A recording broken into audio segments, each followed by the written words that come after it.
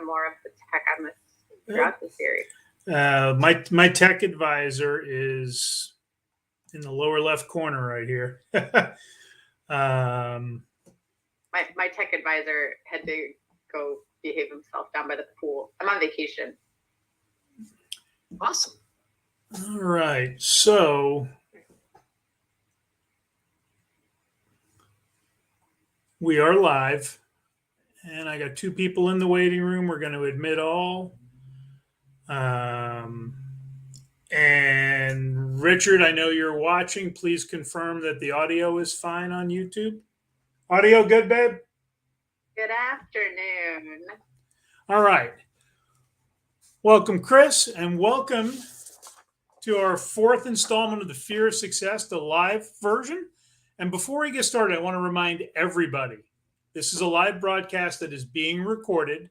We want you to be in control of any privacy concerns you may have. By attending this call, you're giving permission to be recorded, and these recordings are going to be shared within our communities and on our YouTube channels, and they'll be provided for viewing members of really the world. But Oxygen EQ, Mentoring Men and Men of Legacy in our private communities, as well as our YouTube channels.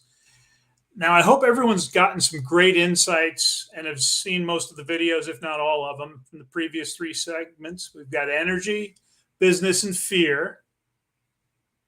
I still have one more joining. And but I want to take a moment to acknowledge Kat, because really this was her idea, and she has been the force behind it. It was her brainchild, and her team and her are responsible for all the videos you've seen. It's going to be hard to believe, but what I am is the different perspective and the pretty face. That's the scary part, that I'm the actual pretty face. Yeah. I believe it. Yes, for sure. And thank you. I am going to record on Zoom as well. I was debating because StreamYard is recording. Here, I'll do my silliness. Okay. I love this so much. Yes. Well, thank you so much, Dennis. It's been a pleasure to do this with you, and the perspectives, they're similar, right, Dennis? Recording in progress. Yes. That's too different. So, well, I think we should take that segue and tell everybody that's maybe on here or listening in the future a little bit about you and a little bit about me. How's that sound? Sounds good. Why don't you begin? Right. Oh, see, I thought we were going to do beauty before age. All right. I got you beat on both. Okay. All right. So my name is Kat Fry. I am the owner and founder of Oxygen Coaching Group. We work with teams that are all over the country and trying to get unstuck somewhere in their business. And I think that the Fear of Success series was kind of the brains behind people who really aren't sure if they're willing to risk again. And so it takes a community to really, start over and decide if you've learned enough the first time, if you want to go again. So here we are, and we really just are appreciative that everyone has joined us today. So that's a little bit about me and my team. Dennis, you're up. I am a men's coach menoflegacy.org, but I am co-founder with Charlie and 2 other coaches with Mentoring.men, helping men find themselves again, become that grounded, confident man that, quite honestly, serves the world better. And it is honestly an honor to help men, because we typically don't find the guys and the men in our community until after they've hit a relationship challenge. So, and it's the reason I'm a coach, is I didn't have this, and I didn't respond very well to my relationship challenge and divorce at all. That's being kind. So now that set me on this path. That's put me here now, and I get to help men in what is the worst time of their lives, but it's also a new beginning for them, and sometimes their relationship. And I think I've learned more since becoming a coach in the last 5 years than I did in a couple of stints in college. So it's I think it's that's fun that's too. that's a really good stepping off place to get started today. I think that's why we all kind of watched this series and why we decided to end on this. You aren't ever judged by those who are further down the path than you are. You're doing it with people in their personal lives. We do it with those in business. So maybe that's a good question to start with if people are willing to jump in or put it in the chat. What is it that you think you need from a community, or what are you fearing in success? What makes this series important to you? Anybody have it right off the tip of your tongue? Sure. I find that I default back to it's just me. I'm the only one. And that I need to stay connected to community in order to get out of that, because it pops up and it's just automated. And it's just so built in that I will be like, oh, okay, I must be and then once I talk to other people, it's like, oh no, the entrepreneurial journey is a wild ride for everybody. So community is crucial. Yeah, for sure. But aren't we so lucky that the pandemic gave us this, right? One of the positive things that we got out of this was the ability to work, not just with our neighbors, but with people all over the world, really. Yeah, love that. By the way, Kirsten and I know each other from a huge community, so we're super fortunate from that. Okay, anybody else? Kirsten, I'm glad you said that, because I know that for the first half of my life, I avoided hanging out with guys, right? I avoided the small talk, the sports, the weather, the golf game, the drive time, all that stuff. And then it's become blindingly obvious to me that in the second half of my life, that's exactly where I need to be. I need to be around other guys, doing things, having real conversations, all that stuff. And still, I find myself, Dennis can attest to this, that there's some days that I forget to go back to the community. I forget to go into the community. I forget to look at what other people are saying. And quite honestly, that's something that I'm working on, because I'm like, okay, what is that? Why is that solo thing keep popping back up? But it does, right? Even though I know that connection and community and camaraderie is vitally important to me. Isn't it funny too, as we next weekend have a retreat down in the Texas Hill Country, right? And I think too many people and men, especially, we buy into the stereotypes. We don't have they think there's nobody out there that has deep conversations.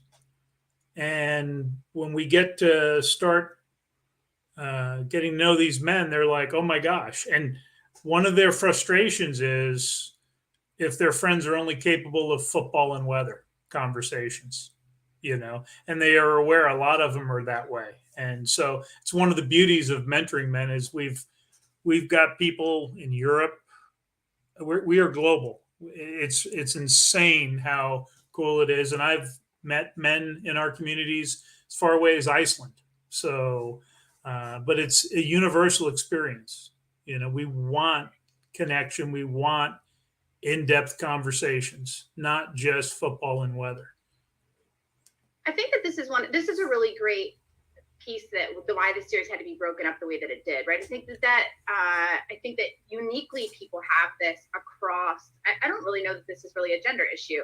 I think we all have this desire to have people that we are similar to, but we do kind of have to get comfortable. We actually talked about this in the first series when we talked about energy. And my clients and I talk about this a lot. You got to get out and you got to spend some endorphins. You got to get them moving so that you're comfortable in your own self, so that then you can go out and figure out what you do want. And sometimes it is uncomfortable, but how the hell do you know what you want unless you know how you feel? And that energy piece goes, 3 or 4 different ways.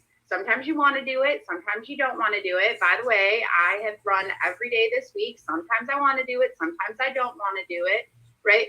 And then you can figure out what the next piece is. And it's not always easy, but you've got to, again, have people that are willing to push you and say, hey, did you do it?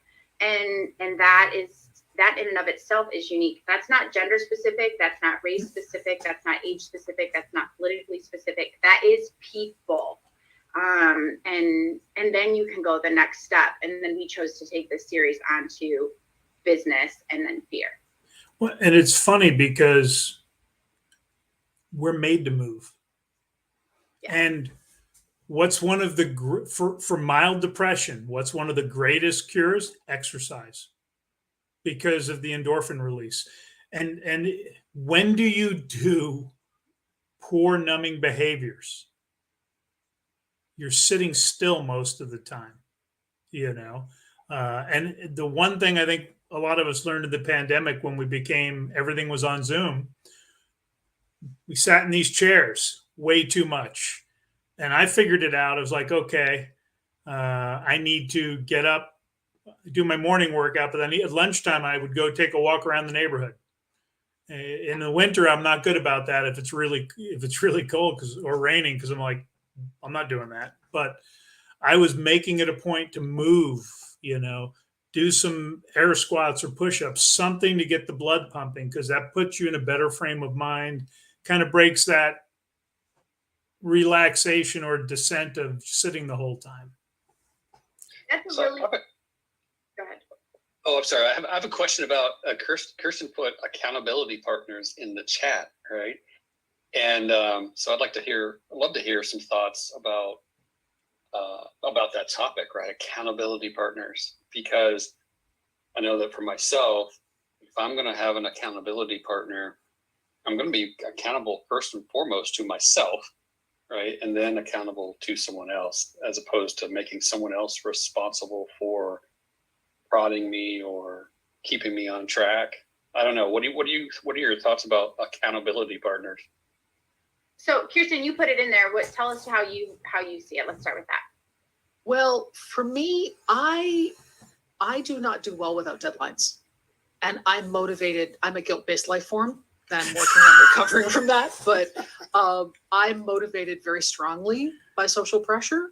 So I have several accountability partners in different speaking groups that are helping me in different stages of my coaching public speaking business. And I find that it's really, really critical. Like this week, both of my accountability partners, I don't have meetings with this week. And so I've been playing video games because that's what I do. I kill monsters, when that's my idea of a good time. But I need that.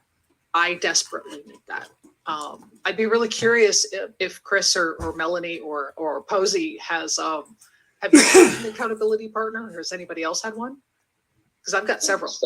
I'll step in here on this one, guys. With Charlie and Dennis, I've worked closely through my life here.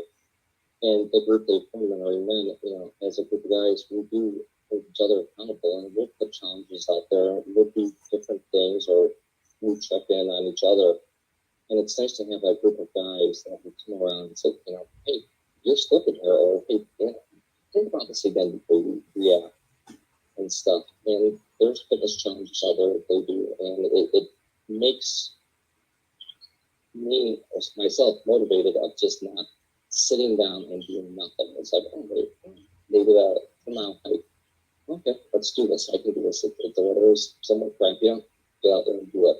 So having, like, what Dennis and Charlie put together, the Women in program, for me, it's helpful because it does lay a fire under your butt to do something. You're not sitting there and just going back to your old self and going, for me, for mine, or, it's everything.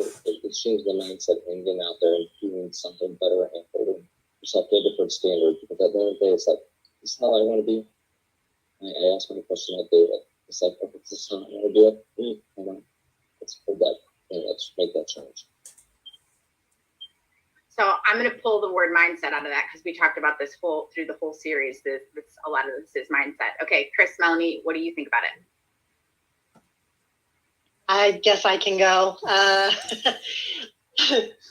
About accountability partners.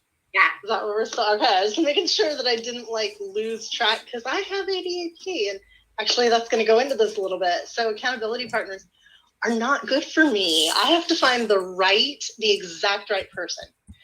And it takes a very specific approach for that to do anything for me. Okay, you stop it, Dennis, because I don't need a list. Stop it. If you make the list, I might think about it. But I have a little bit of pathological demand avoidance. And so, man, accountability partners is historically not been a really good thing for me, because I just get irritated and upset and, kind of tell them to buzz off. I love that. So, yeah, honestly, that's just kind of where I'm at. So, Chris, what do you think? And no, you can't sit there on mute the whole time. No, I know. I figured as much. I would say no. I have never effectively had an accountability partner myself. I pretty strong-willed. I don't respond very well to being told what to do. I know that about myself. There are certain people I will try to make sure I don't let down. I wouldn't call them accountability partners. I mean, to a degree, I guess they are, and that's in the sense that I will try to make sure that I live up to the expectations they may have of me. I don't know if I'd describe them as an accountability partner, but maybe they are in a more subconscious sense. Yeah, I think that's probably a really great assessment, because when you look at people who are successful, they really are good at knowing when to kind of almost flip you the bird when you think, oh, well, you're going to have the judgment of me, right? Because you have to be able to put your blinders up, and that's part of what we get in our own way here, right? If you're a driver personality, like the majority of the people that are on this call, I think actually all of us on this call today. That's Chris. That's exactly what you're describing, Chris, right? Like, you have to know when to tell somebody what you think is good for me, I know is not good for me. Mm-hmm. And there are times, I guess I would say, I wish I had somebody who was, I guess, challenging enough to take me on. But in the same token, I don't know how well I don't know that I respond well to it either. Like, if I would just shut that person out, it would be a struggle to just not blindly, but just to have somebody tell me, you got to do this, you got to do that. It would be hard for me. I wonder if the word accountability is what is kind of throwing things off here, because that especially seems to be very challenging. And Melanie, I totally hear what you're saying, but you've gotten support from people in your life. So an accountability partner doesn't have to be somebody who's there nagging at you. They don't have to be somebody going, did you do your list? Because I don't put up with that garbage. I mean, no, you're absolutely right. No, absolutely. So I think the word accountability might be a little weighted. So somebody who understands and supports your journey, yet knows you well enough to kick your butt when you need it. Like that sort of relationship, maybe? Yeah. So what I was going to say when we brought up accountability partners was, I think that it's more about building a support network for you that you're comfortable in. So Kirsten and I are in the same group that we almost never miss this Friday morning meeting. Kirsten and I have plenty of things to do on Friday morning, but we almost with 100% accuracy are in this same darn meeting, because it can really boost up. And we know that, by the way, we pay in this meeting, but it's in that community that we find motivation, that we find community, and we find camaraderie. And we are, if you are in this personality type, you can motivate yourself. That's not typically something that we're struggling with, but to find a plan and to find motion, we talked about this in that pendulum theory piece, to stay in motion, you need to put yourself in the right environment. And I think, for some people, if the word accountability partner fits for you, then great. Like if you're going to show up at the gym at 7 a.m. with the same person every day, then I suppose that could be your accountability partner. But for others, that's a community, and it could be 5 people. It could be, like for some people, I think your accountability partner is your dog, because they're standing at the back door and they got to pee every morning at 5 a.m. And man, that's a great accountability partner. But it's whatever works for you to keep you moving and keep momentum in your life. Well, and in our community, every now and then I'll notice so-and-so, we'll just say John for the sake of the example, haven't seen him on any group calls, haven't seen anything. And I make it a point to reach out when I see that. And the last individual I did this, he's like, no, actually I'm on track. I have a project at work that is just eating me alive, and I'm still doing this, talking with other men, but I just haven't had the time to come on any of the group coaching calls. And it's like, great. But when you have a certain pattern of behavior and suddenly they drop off the face of the earth, and I've had a couple of them be grateful to know somebody actually is paying attention, because I think we forget we matter. Does anybody else use audiobooks?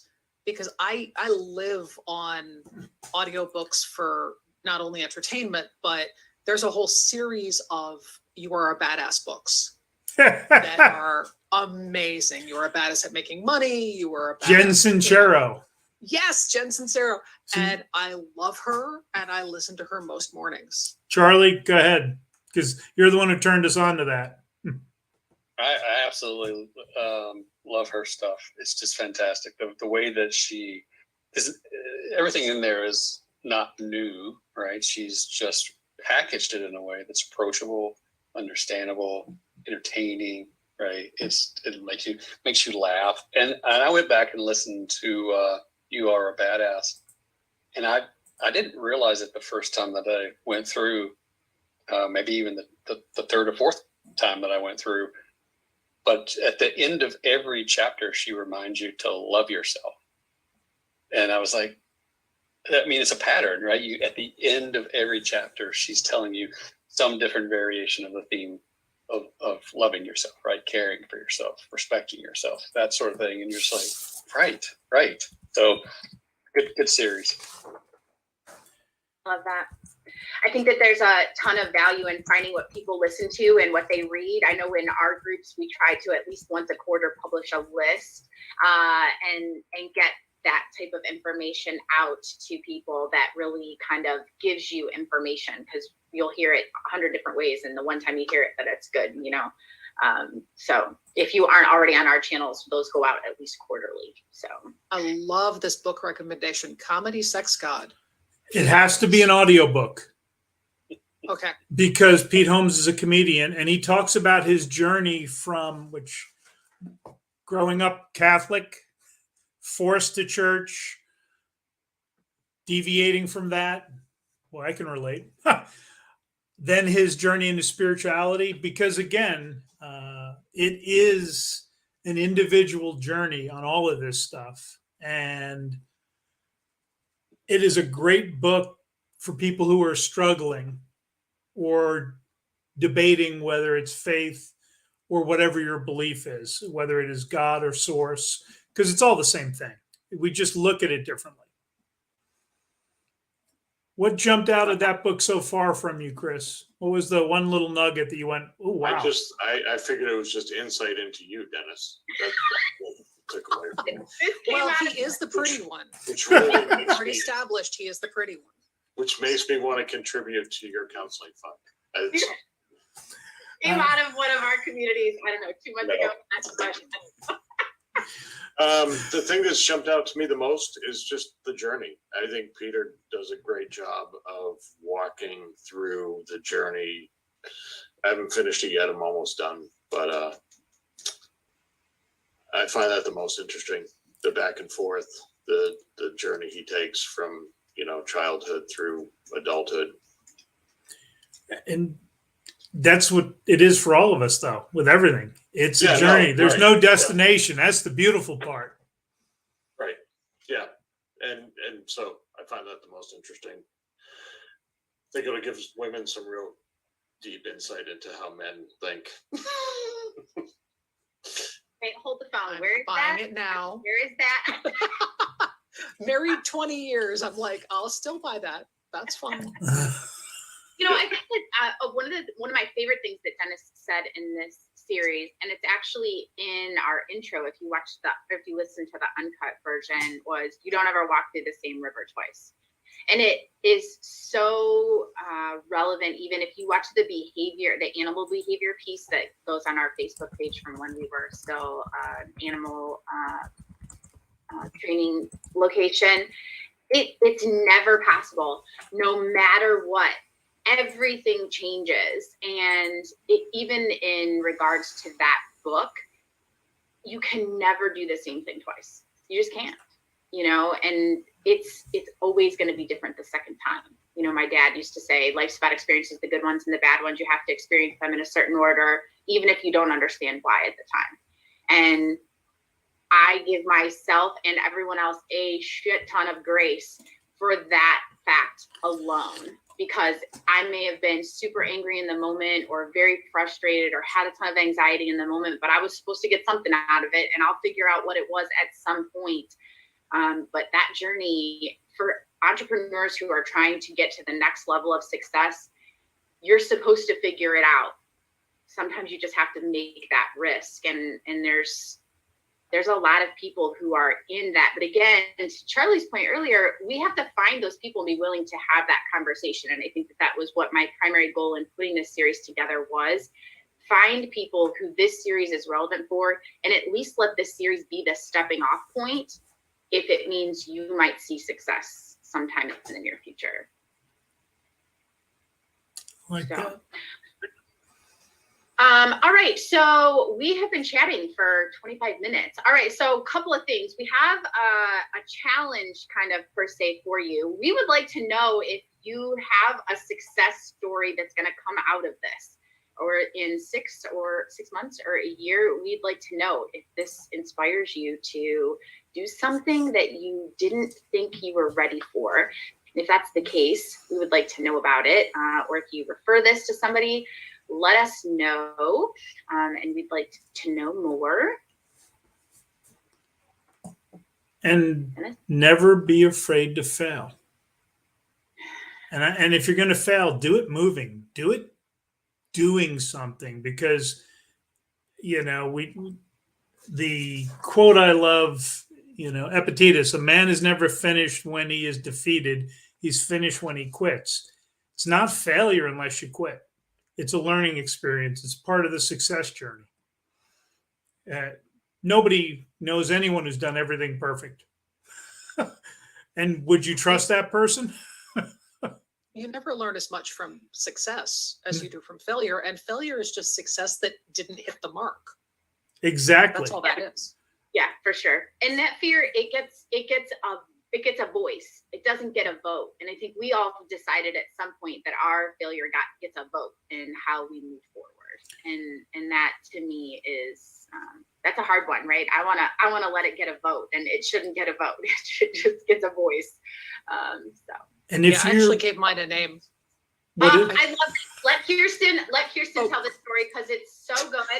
I was on Kirsten's podcast talking about pitch slapping a few weeks ago, and told me this. So let's hear it, my dear. So I have negative self-talk that I've always had, and I have struggled with otherizing that, not making it me. Like, I'm doing this. I needed to separate it out.